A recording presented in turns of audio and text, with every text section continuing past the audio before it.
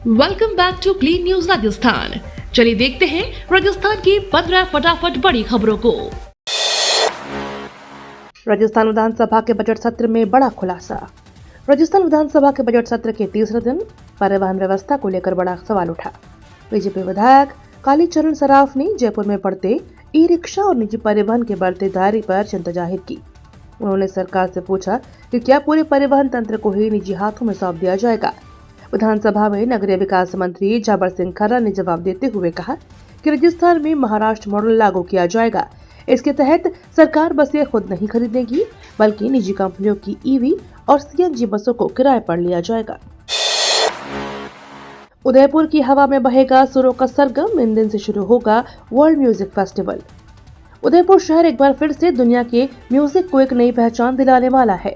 दरअसल Hindustan zinc limited के सहयोग से शहर और राजस्थान पर्यटन विभाग द्वारा आयोजित विधानता उदयपुर वर्ल्ड म्यूजिक फेस्टिवल 2025 का आयोजन 7 से 9 फरवरी तक उदयपुर के 3 भव्य स्थलों पर आयोजित किया जाएगा, जिसमें 15 से अधिक देशों के 22 बैंड भाग लेंगे।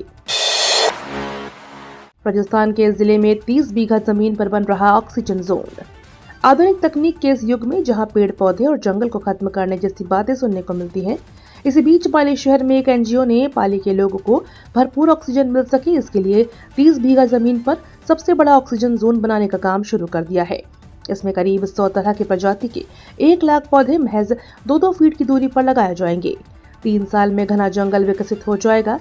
प्रशासन को इन प्रयासों से उम्मीद है कि इस जंगल से आसपास के क्षेत्र में करीब 10 डिग्री सेल्सियस तक तापमान में कमी आएगी और लोगों को भरपूर ऑक्सीजन मिल सकेगा। अजमेर को जैन तीर्थ स्थल घोषित करने की मांग। अजमेर दरगाह के दीवान सैयद जैनुल आबेदीन ने प्रधानमंत्री नरेंद्र मोदी को पत्र लिखकर अजमेर को राष्ट्रीय स्तर पर जैन तीर्थ स्थल घोषित करने की मांग की है।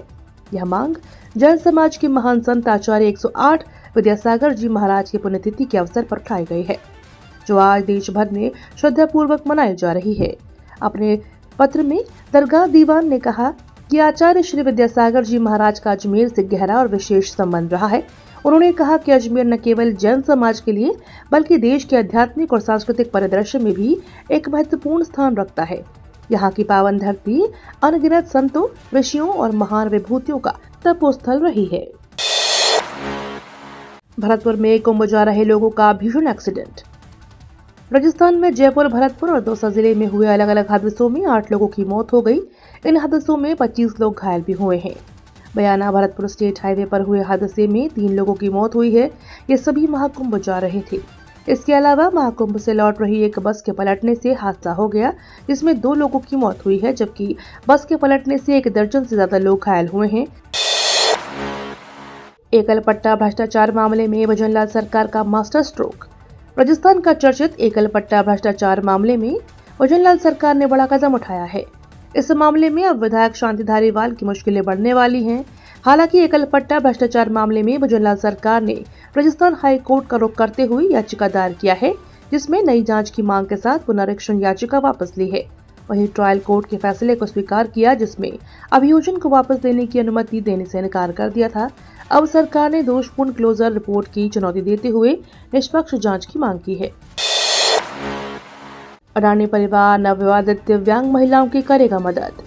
अडानी समूह के चेयरमैन गौतम अडानी के छोटे बेटे जीत अडानी की शादी से पहले अडानी परिवार से मंगल सेवा की घोषणा की है, जिसके तहत नवविवाहित दिव्यांग महिलाओं को सहायता प्रदान की जाएगी। इस पहल के तहत शुरुआत में हर साल 500 विकलांग महिलाओं और 10 लाख रुपए की आर्थिक मदद दी जाएगी। अपनी शादी से ठीक 2 दिन पहले जीत अडानी ने अपने घर पर 21 दिव्यांग नव दंपतियों से मुलाकात की और इस पहल की शुरुआत की। एआई के इस्तेमाल पर सख्त वित्त मंत्रालय। चैट जीपीटी और डीप सीक जैसे ऐप डाउनलोड नहीं करने का दिया आदेश।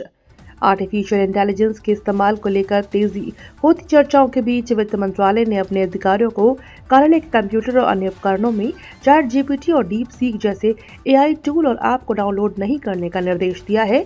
यह कदम सरकारी डेटा और दस्तावेजों की गोपनीयता से जुड़े जोखिम को ध्यान में रखते हुए उठाया गया है। राजस्थान में अब नए उद्योगों को मिलेगी बड़ी छूट। कैबिनेट मीटिंग में हुआ अहम फैसला। राजस्थान कैबिनेट बैठक में उद्योगों को बढ़ावा देने के लिए 3 नई पॉलिसी लाने सहित कई निर्णय लिए गए। इसमें टेक्सटाइल एंड अपरेल, लॉजिस्टिक और डेटा सेंटर पॉलिसी शामिल है। लॉजिस्टिक्स सेंटर की उद्योग का दर्जा दिया गया है। स्थापित होने वाले उद्योगों को भू रूपांतरण, इलेक्ट्रिसिटी व स्टाम्प ड्यूटी में 100% छूट मिलेगी। साथ ही अन्य शुल्क में 50% तक का पुनर्भरण भी किया जाएगा।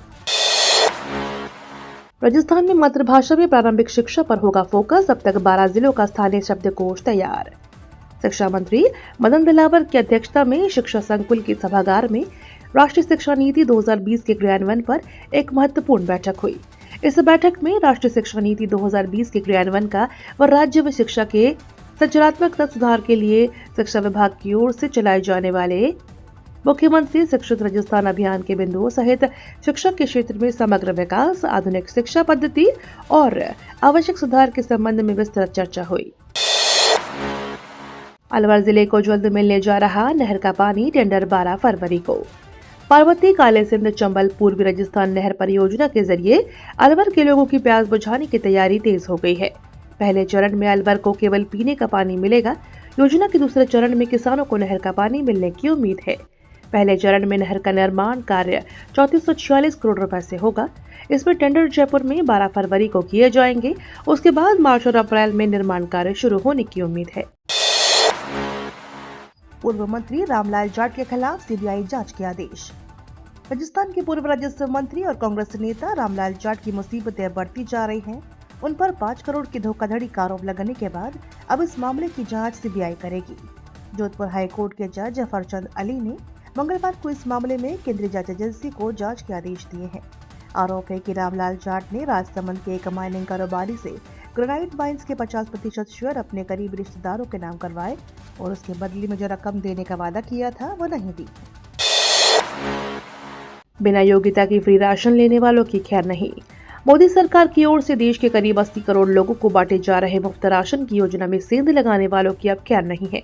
इनकम टैक्स विभाग और खाद्य मंत्रालय ने बिना योग्यता मुफ्त राशन लेने वालों की पहचान करने और उन पर शिकंजा कसने के लिए बकायदा जाल बिछाना शुरू कर दिया है।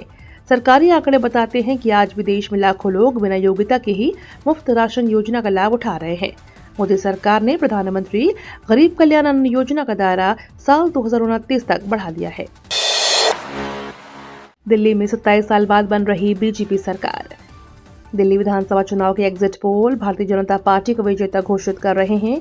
लगभग सभी एग्जिट पोल में बीजेपी को करीब 27 साल बाद दिल्ली की सत्ता में वापसी की संभावना जताई गई है। सभी चुनाव सर्वे भाजपा की जीत और आम आदमी पार्टी की हार का अनुमान लगा रहे हैं। वहीं कांग्रेस के लिए खाता खोलना भी मुश्किल हो सकता है। अगर एग्जिट पोल के अनुमान सटीक साबित हुए और 8 फरवरी को नतीजों में तब्दील हुए तो बीजेपी किसे मुख्यमंत्री बनाएगी। पार्टी के भीतर कई नामों पर चर्चा हो रही है। फैसला चुनाव नतीजों के बाद होगा। 2 ग्राम पंचायतों में सरपंच के उपचुनाव 14 फरवरी को प्रत्याशियों ने दाखिल किए नामांकन पत्र। केकड़ी पंचायत समिति की 2 ग्राम पंचायत कादेड़ा व मोलकिया में सरपंच पद के उपचुनाव का भी गुलबज किया है। दोनों ग्राम पंचायतों में मतदान 14 फरवरी को होगा। इसके लिए उम्मीदवारों द्वारा नामांकन पत्र दाखिल किए गए। कादेड़ा में 7 व मोलकिया में 4 पर्चे भरे गए। ये तो थी राजस्थान की बड़ी खबरें। रोजाना सबसे पहले अपडेट पाने के लिए क्लीन न्यूज राजस्थान को अभी सब्सक्राइब करें।